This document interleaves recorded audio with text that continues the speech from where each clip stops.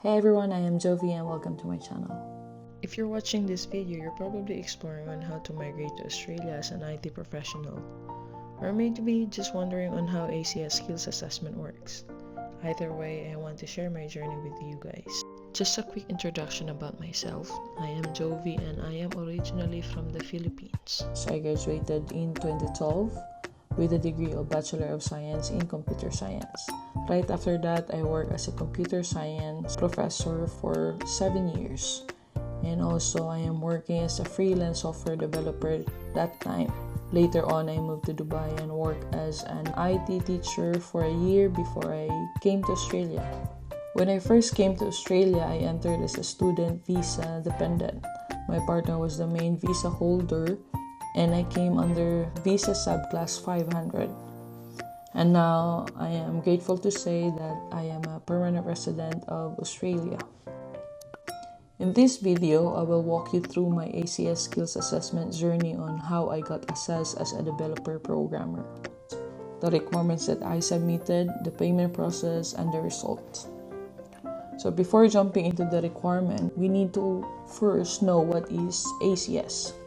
The Australian Computer Society or ACS is the authorized body that assesses all IT professionals. They both assess your educational qualification and work experiences to determine if you meet the standards of your nominated occupation. To apply for ACS Skills Assessment, you'll need to provide documents proving your identity, qualification, and work experiences. These typically include your passport, birth certificate, academic transcript, degree certificates, resume, and employment references. ACS assesses your educational qualification and your work experiences. The goal is to make sure your background aligns with your nominated occupation. For me, that was developer programmer. I graduated with a bachelor degree of Bachelor of Science in Computer Science, and during my skills assessment, I was studying for my master's in Information Technology. Both qualifications were reviewed, but since my master wasn't yet completed that time, it wasn't included or it wasn't counted. If you have bachelor's or completed master's degree, make sure to include them on your ACS Skills Assessment application. ACS will evaluate whether your degree is relevant to the occupation you're nominating and it could help you to gain more points. Now, aside from your education, your work experience is just as important. You'll need a reference letter from your previous employer or your current employer stating your job title, role and responsibilities, the number of hours worked, whether full-time or part-time. It is essential that your nominated occupation matches your real-world job experience. Your reference letter should clearly reflect duties that align the role of your nominated occupation. That's what ACS is looking for. You also need to submit at least 2 forms of evidence. In my case, I submitted payslip and income tax return to prove that I was genuinely employed and earning from my work. Make sure to check ACS website and choose an occupation that actually suits or matches your work history. One more thing, ACS will only assess one work episode at a time. In my case, I had 2 jobs at time, full-time teaching and freelance software developer. They only assessed my teaching experiences because it had more consistent hours and more likely to get a positive outcome. I worked at 3 different schools over 7 years, and because the jobs didn't overlap, each one was counted as a separate work episode. So if you had multiple jobs, just make sure they are clearly documented and non-conflicting. You might be wondering why is my nominated occupation as developer programmer but the work experience assessed was under my role as a computer science professor. Well, even though my job title was a computer science professor, my actual responsibility closely aligned with the software development.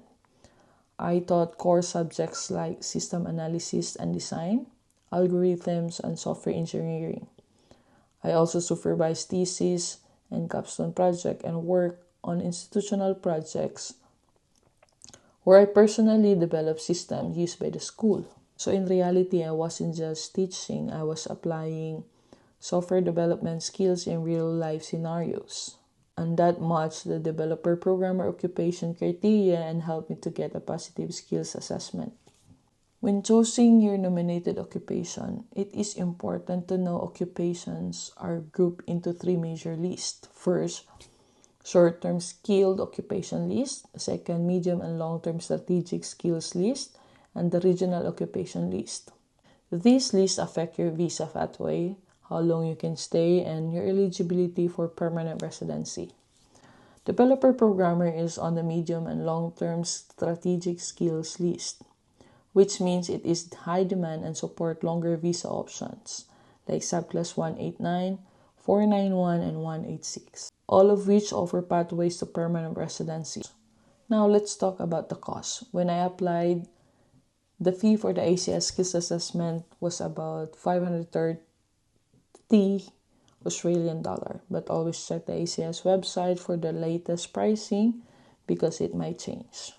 Payment is made online through their portal using a credit or debit card. After you pay, you'll receive a confirmation email. Make sure you prepared and organize all the necessary documents needed before paying, because once you submit, you can't make major changes anymore unless ACS requests it. So the result and final thoughts. After waiting around 6 to 8 weeks, you'll receive the result of your skills assessment. The first time I applied, I actually received a negative outcome because of missing documents. I had to pay again and reapply for a new skills assessment. So that's the reason why I'm creating this video, to help you avoid those mistakes I made during my first skills assessment. Everything I'm sharing here is based on my own experience, and I hope it can guide you and give you some clarity if you're starting this journey too. Now, here's something important to understand about the ACS Skills Assessment. Even if you receive a positive outcome, ACS may deduct a certain number of years from your total work experience. This deduction depends on how closely your educational background matches your nominated occupation. If your degree is an ICT major closely related to the occupation, ACS typically deducts 2 years. If it's an ICT major but not closely related to the nominated occupation, the deduction may be 4 years. An ICT minor may be result in 5-year deduction, or non-ICT qualification could lead to a 6-year deduction. This deduction determines your skill level requirement met date, which is the point from which your work experience is counted for migration purposes. And here's why this matters.